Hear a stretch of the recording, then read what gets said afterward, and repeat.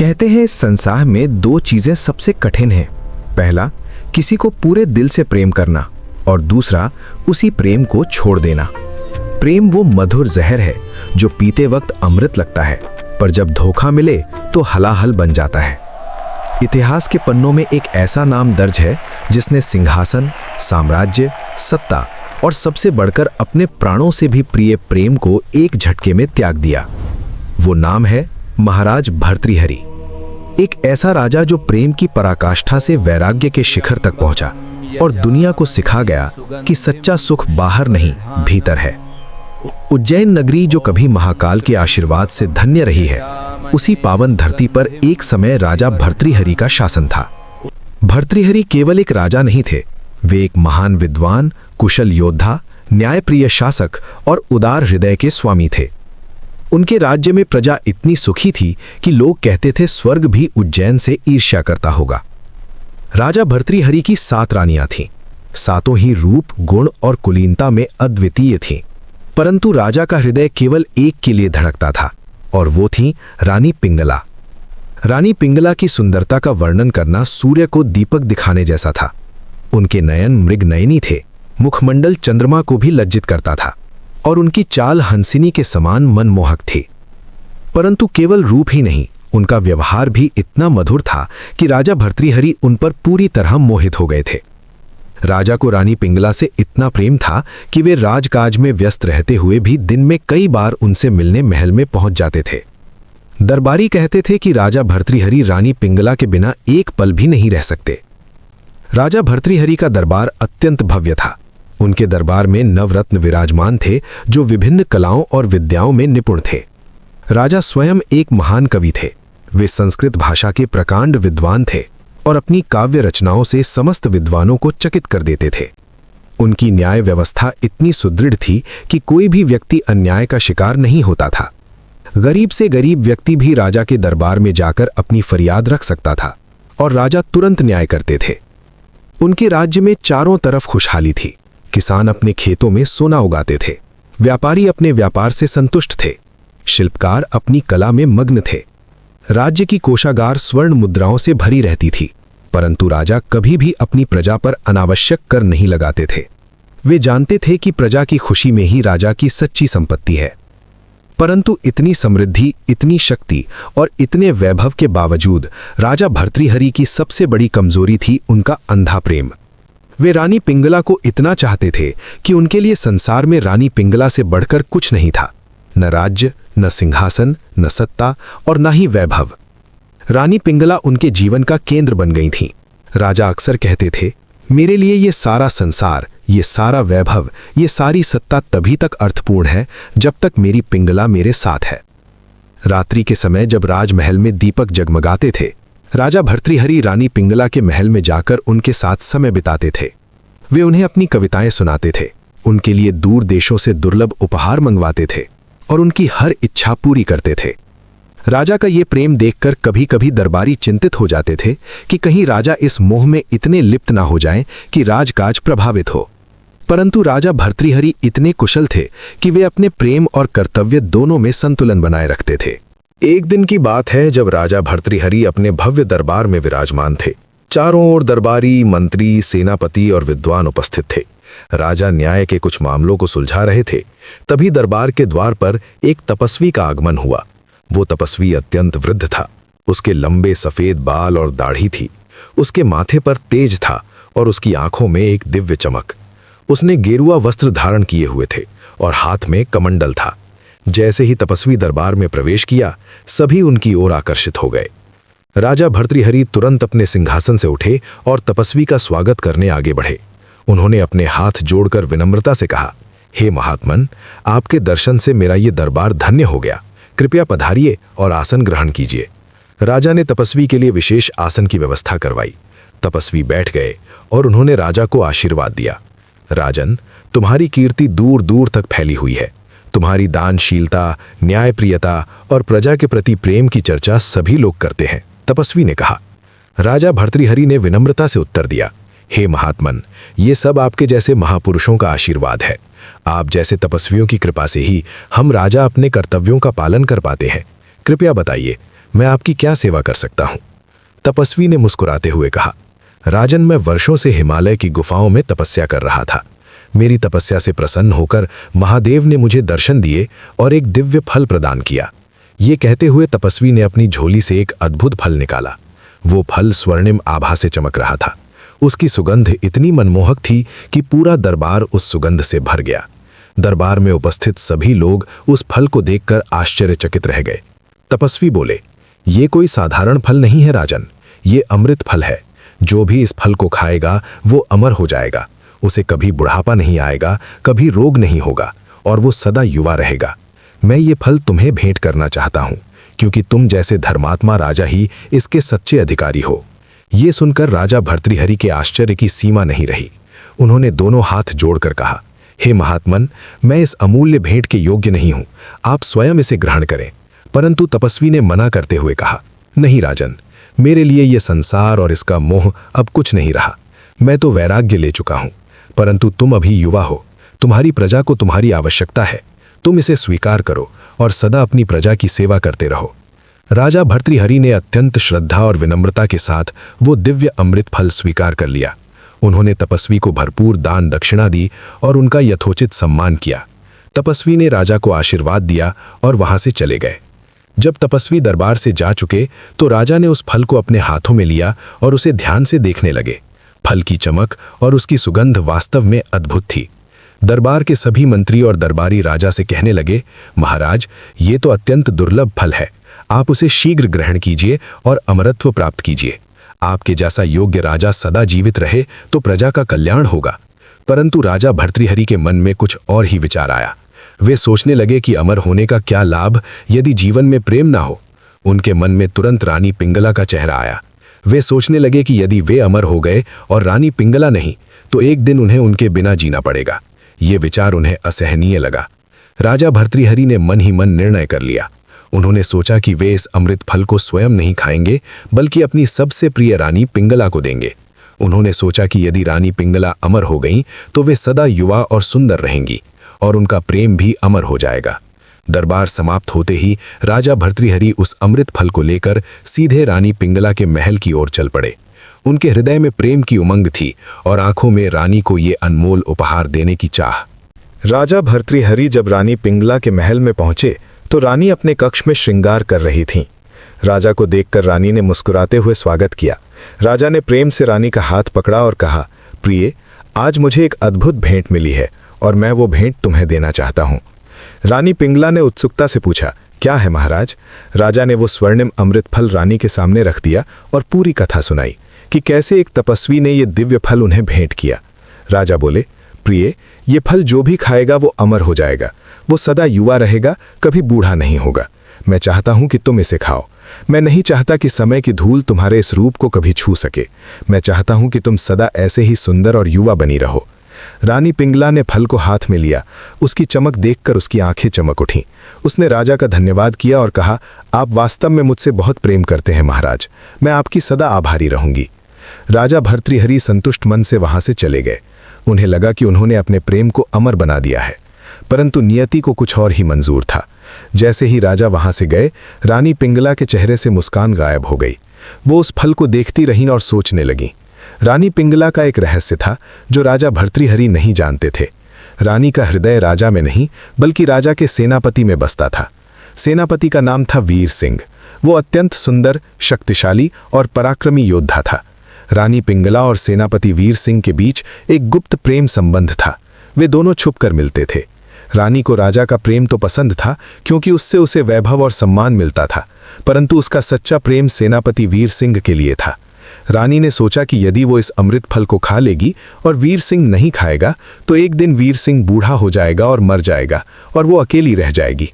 ये विचार उसे असहनीय लगा। उसी रात जब अंधेरा गहरा हुआ, रानी पिंगला गुप्त मार्ग से सेनापति वीर सिंह के निवास पर पहुंची। वीर सिंह उसे देखकर प्रसन्न हुआ। रानी ने उसे पूरी कथा सुनाई और वो अमृत फल उसके हाथों में रख दिया। रानी बोली, प्रिय, मैं चाहती हूं कि तुम इसे खाओ और सदा युवा बने रहो। मैं तुम्हारे बिना एक पल भी नहीं जी सकती। राजा भर्तृहरि तो केवल मोह में है, परंतु मेरा सच्चा प्रेम तो तुम हो। सेनापति वीर सिंह ने वो फल अपने हाथों में लिया और रानी का धन्यवाद किया। परंतु सेनापति वीर सिंह का भी एक रहस्य था। उसका भी किसी और से प्रेम था। नगर में एक अत्यंत रूपवती नगर वधू रहती थी जिसका नाम था मधुमालती। वो एक वेश्या थी, परंतु उसके रूप और नृत्य कला के आगे बड़े बड़े राजा महाराजा नतमस्तक हो जाते थे। सेनापति वीर सिंह उस पर मोहित था और रोज रात को उसके पास जाता था। जब रानी पिंगला चली गई तो सेनापति वीर सिंह भी उस फल को लेकर सोचने लगा। उसने सोचा कि यदि वो इस फल को खा लेगा और मधुमालती नहीं खाएगी तो एक दिन मधुमालती बूढ़ी हो जाएगी और उसका रूप नष्ट हो जाएगा। फिर उसके साथ रहने का क्या आनंद। उसने निर्णय किया कि वो ये फल मधुमालती को देगा। अगले दिन सेनापति वीर सिंह मधुमालती के भवन में पहुंचा। उसने वो अमृत फल मधुमालती को दिया और कहा, प्रिय, ये एक दिव्य फल है। इसे खाने से तुम सदा युवा और सुंदर बनी रहोगी। मैं चाहता हूं कि तुम्हारा ये रूप कभी नष्ट ना हो। मधुमालती ने वो फल हाथ में लिया और उसकी चमक देखकर मुग्ध हो गई। उसने सेनापति का धन्यवाद किया, परंतु मधुमालती एक बुद्धिमान स्त्री थी। उसे अच्छी तरह पता था कि वेश्या का जीवन अनिश्चित होता है। आज कोई उससे प्रेम करता है तो कल कोई और। उसने सोचा कि यदि वो अमर हो गई तो उसे इसी जीवन में सदा के लिए फंसना पड़ेगा। ये विचार उसे पसंद नहीं आया। मधुमालती के मन में एक और विचार आया। उसने सोचा कि ऐसा दिव्य फल तो राजा के पास ही होना चाहिए। शायद ये फल किसी तरह राजा के पास से ही आया होगा। उसने निर्णय लिया कि वो इस फल को राजा भर्तृहरि को ही भेंट कर देगी। इससे राजा प्रसन्न होंगे और उसे इनाम मिलेगा। अगले दिन मधुमालती ने अपने सबसे सुंदर वस्त्र धारण किए और वो अमृत फल लेकर राजमहल की ओर चल पड़ी। उसने राजा से मिलने की अनुमति मांगी और जब उसे अनुमति मिली तो वो राजा के सामने उपस्थित हुई। मधुमालती ने विनम्रता से कहा, महाराज, मुझे ये दिव्य फल मिला है। मैं एक साधारण नगर वधू हूँ। ये फल मेरे योग्य नहीं है। ये तो केवल आप जैसे महान राजा के योग्य है। कृपया इसे स्वीकार करें। ये कहते हुए उसने वो अमृत फल राजा भर्तृहरि के सामने रख दिया। जब राजा ने उस फल को देखा तो उनके होश उड़ गए। ये वही फल था जो उन्होंने रानी पिंगला को दिया था। वही स्वर्णिम चमक, वही दिव्य सुगंध। राजा के मन में तूफान उठ खड़ा हुआ। उन्होंने कांपते स्वर में पूछा, तुम्हें ये फल कहाँ से मिला? मधुमालती ने सच बोलना उचित समझा और कहा, महाराज, ये फल मुझे सेनापति वीर सिंह ने दिया था। राजा का चेहरा पीला पड़ गया। उनके हाथ कांपने लगे। उन्होंने किसी तरह खुद को संभाला और मधुमालती को इनाम देकर विदा कर दिया। जैसे ही मधुमालती वहां से गई, राजा भर्तृहरि अपने सिंहासन पर बैठ गए। उनकी आंखों में आंसू आ गए। राजा भर्तृहरि उस अमृत फल को हाथों में लिए बैठे रहे। उनका मन अनगिनत प्रश्नों से भर गया। वो फल जो उन्होंने अपने सबसे प्रिय व्यक्ति को, अपनी सबसे प्रिय रानी को प्रेम से दिया था, वो एक नगर वधू के माध्यम से उनके पास वापस कैसे आ गया, और वो भी सेनापति वीर सिंह के हाथों। राजा का हृदय टुकड़े टुकड़े होने लगा। परंतु वे एक बुद्धिमान राजा थे। उन्होंने तुरंत निर्णय नहीं लिया। उन्होंने सोचा कि पहले पूरी सच्चाई जाननी जरूरी है। राजा भर्तृहरि ने तुरंत अपने विश्वसनीय गुप्तचरों को बुलाया। उन्होंने आदेश दिया कि रानी पिंगला और सेनापति वीर सिंह की हर गतिविधि पर नजर रखी जाए। गुप्तचरों को यह भी पता लगाना था कि ये फल रानी से सेनापति के पास कैसे पहुंचा और फिर सेनापति से नगर वधू मधुमालती के पास कैसे गया। राजा ने सख्त हिदायत दी कि किसी को इस बात की भनक तक नहीं लगनी चाहिए कि उन पर नजर रखी जा रही है। अगले कुछ दिनों में गुप्तचरों ने पूरी सच्चाई का पता लगा लिया। उन्होंने राजा को बताया कि रानी पिंगला और सेनापति वीर सिंह के बीच वर्षों से एक गुप्त प्रेम संबंध चल रहा है। वे दोनों गुप्त मार्गों से एक दूसरे से मिलते हैं। रानी ने वो अमृत फल स्वयं नहीं खाया, बल्कि सेनापति को दे दिया। फिर सेनापति ने उसे नगर वधू मधुमालती को दे दिया और मधुमालती ने सोचा कि ये फल राजा के योग्य है, इसलिए उसने वापस राजा को भेंट कर दिया। ये सब सुनकर राजा भर्तृहरि का हृदय चूर चूर हो गया। जिस रानी पर उन्होंने अपना सर्वस्व न्यौछावर कर दिया था, जिसके लिए उन्होंने अमरता तक त्याग दी थी, वो उनके साथ विश्वासघात कर रही थी, और वो भी उनके अपने सेनापति के साथ, जिस पर उन्होंने अपार विश्वास किया था। राजा को लगा जैसे उनकी छाती पर पत्थर रख दिया गया हो। सांस लेना भी मुश्किल हो गया। वे पूरी रात सो नहीं सके। उनकी आंखों के सामने बार बार रानी पिंगला का चेहरा आता रहा।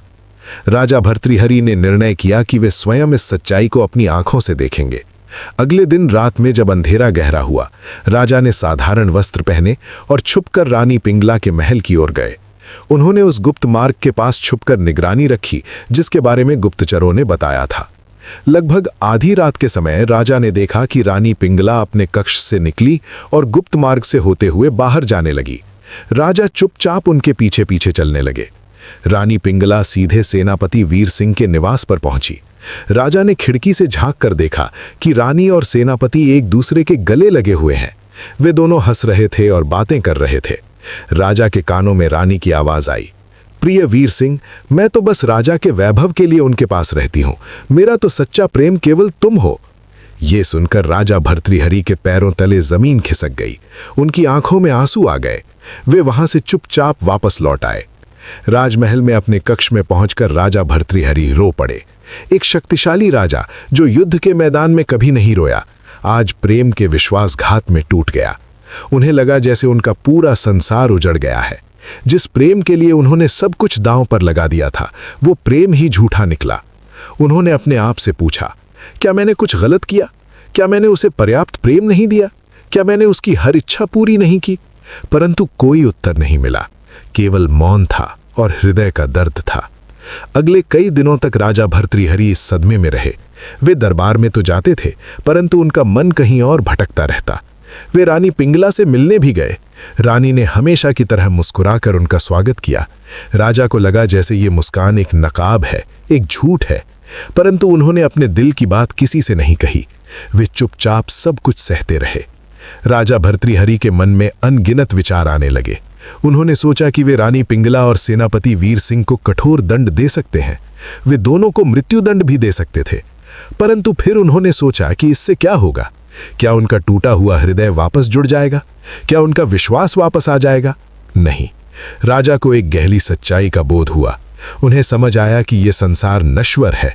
यहां कुछ भी स्थायी नहीं है, न प्रेम, न विश्वास, न रिश्ते। राजा भर्तृहरि ने अपने जीवन पर विचार किया। उन्होंने सोचा कि उन्होंने अपना सारा जीवन सांसारिक मोह में बिता दिया। राज्य, सत्ता, वैभव, प्रेम, सब कुछ था उनके पास। परंतु आज जब विश्वासघात हुआ तो ये सब बेकार लगने लगा। उन्हें लगा कि वे एक भ्रम में जी रहे थे। सच्चा सुख तो इन सब चीजों में नहीं है। सच्चा सुख तो आत्मा की शांति में है। धीरे धीरे राजा भर्तृहरि के मन में वैराग्य की भावना जागने लगी। उन्हें लगा कि इस संसार में जो कुछ भी है वो सब माया है, सब मिथ्या है। आज जो साथ है कल वो छोड़कर चला जाएगा। आज जो प्रेम करता है कल वही विश्वासघात कर देगा। इस संसार में कुछ भी विश्वास के योग्य नहीं है। केवल परमात्मा ही सत्य है, केवल आत्मा ही अमर है। राजा भर्तृहरि के हृदय में अब संसार के प्रति पूर्ण वैराग्य उत्पन्न हो चुका था। वे रात दिन इसी विचार में डूबे रहते कि इस नश्वर संसार में क्या रखा है। जिस प्रेम को उन्होंने अपना सर्वस्व समझा था वो झूठा निकला। जिस वैभव और सत्ता को उन्होंने अपनी शक्ति समझा था वो भी अब व्यर्थ लगने लगी। उन्हें समझ आ गया था कि बाहरी चीजों में सुख ढूंढना रेत में तेल निकालने जैसा है। सच्चा सुख तो भीतर है, आत्मा में है।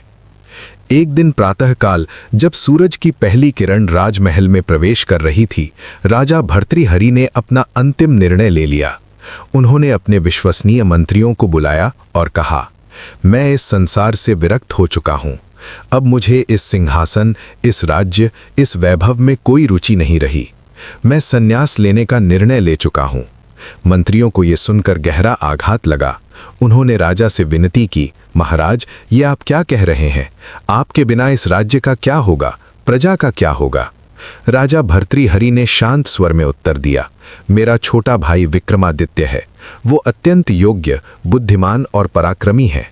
वो मुझसे कहीं बेहतर राजा बनेगा। मैं उसे अपना उत्तराधिकारी घोषित करता हूं। आप सब उसकी सेवा करना जैसे मेरी करते थे। मंत्रियों ने बहुत समझाने की कोशिश की, परंतु राजा अपने निर्णय पर अडिग रहे। उन्होंने अपने छोटे भाई विक्रमादित्य को बुलवाया। जब विक्रमादित्य आए तो राजा ने उन्हें सारी बात बताई। विक्रमादित्य भी अपने भाई के निर्णय से स्तब्ध रह गए। उन्होंने कहा, भ्राताश्री, आप ऐसा क्यों कर रहे हैं? क्या हुआ है आपको? कृपया मुझे बताइए। राजा भर्तृहरि ने उन्हें वो अमृत फल दिखाया और पूरी कथा सुनाई। कैसे उन्होंने प्रेम में अंधे होकर वो फल रानी पिंगला को दिया, कैसे वो फल एक लंबी यात्रा करके वापस उनके पास आया, और कैसे उन्हें अपने सबसे प्रिय लोगों के विश्वासघात का पता चला। विक्रमादित्य की आंखों में आंसू आ गए। उन्होंने कहा, भ्राताश्री, आपने इतना कष्ट सहा और मुझे बताया तक नहीं। आप आदेश दें, मैं उन दोनों को कठोर दंड देता हूं। परंतु राजा भर्तृहरि ने मना करते हुए कहा, नहीं विक्रम, दंड देने से कुछ नहीं होगा। मुझे अब समझ आ गया है कि ये सब माया है। संसार में सब कुछ परिवर्तनशील है, जो आज है कल नहीं रहेगा। इसलिए मैं इस सब से मुक्त होना चाहता हूँ। तुम इस राज्य को संभालो और प्रजा का कल्याण करो। राजा भर्तृहरि ने तुरंत दरबार का आयोजन किया। पूरे राज्य के मंत्री, सेनापति, विद्वान और प्रजा के प्रतिनिधि उपस्थित थे। राजा ने घोषणा की, आज से मैं इस सिंहासन को त्याग रहा हूं। मेरे छोटे भाई विक्रमादित्य अब उज्जैन के राजा होंगे। मैं संन्यास लेकर वनों में जा रहा हूं। ये सुनकर पूरे दरबार में सन्नाटा छा गया। फिर धीरे धीरे रुदन की आवाजें आने लगीं। प्रजा के लोग रोने लगे। वे नहीं चाहते थे कि उनका प्रिय राजा उन्हें छोड़कर चला जाए, परंतु राजा भर्तृहरि अपने निर्णय पर दृढ़ थे। उन्होंने विक्रमादित्य को सिंहासन पर बिठाया और उन्हें राज्य का उत्तराधिकारी घोषित किया। फिर वे अपने कक्ष में गए और अपने राजसी वस्त्र उतार दिए। उन्होंने साधारण गेरुआ वस्त्र धारण किए। अपने सारे आभूषण, मुकुट, सब कुछ त्याग दिया। वे एक राजा से एक साधारण सन्यासी बन गए। जब वे इस रूप में दरबार में आए तो सभी की आंखों में आंसू आ गए। राजा भर्तृहरि ने सबसे विदा ली। उन्होंने अपने मंत्रियों से कहा, आप सब ने मेरी बहुत सेवा की, अब विक्रमादित्य की सेवा करना। उन्होंने प्रजा के प्रतिनिधियों से कहा, मैं तुम्हारा सेवक था और सदा रहूंगा, परंतु अब विक्रमादित्य तुम्हारी देखभाल करेंगे। जब वे रानी पिंगला के पास गए तो रानी को अपने विश्वासघात का पता नहीं था। वो राजा के इस निर्णय से हैरान थी। राजा ने उसे कुछ नहीं कहा, केवल एक करुणा भरी दृष्टि से देखा और चले गए। सेनापति वीर सिंह भी दरबार में उपस्थित था। वो भी सोच रहा था कि राजा को अचानक क्या हो गया। राजा ने उसकी ओर भी देखा, परंतु कोई क्रोध नहीं था उनकी आंखों में, केवल करुणा थी और वैराग्य था। राजा समझ चुके थे कि क्रोध करना भी एक मोह है। उन्होंने सब कुछ क्षमा कर दिया था। राजा भर्तृहरि ने अंतिम बार अपने राजमहल को देखा, अपने सिंहासन को देखा और फिर पलटकर चल दिए। जब राजा भर्तृहरि राजमहल से बाहर निकले तो हजारों की संख्या में प्रजा उन्हें विदा करने आई थी। सभी रो रहे थे, बच्चे, बूढ़े, जवान, स्त्री पुरुष, सब। राजा ने सबको आशीर्वाद दिया और धीरे धीरे नगर से बाहर की ओर चल पड़े। वे अकेले थे, उनके पास कुछ नहीं था, न धन, न वैभव, न सेवक, न सैनिक, केवल एक सन्यासी का गेरुआ वस्त्र और मन में शांति की खोज। वे जंगलों की ओर बढ़ते गए, पीछे मुड़कर नहीं देखा, क्योंकि अब उनके लिए वो सब अतीत था। जैसे जैसे राजा भर्तृहरि जंगल में गहराई में जाते गए, उनके मन में एक अजीब शांति आने लगी। जो भार उनके हृदय पर था वो हल्का होने लगा।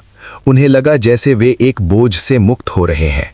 वे पेड़ों के नीचे सोते, नदी का जल पीते, फल खाकर गुजारा करते।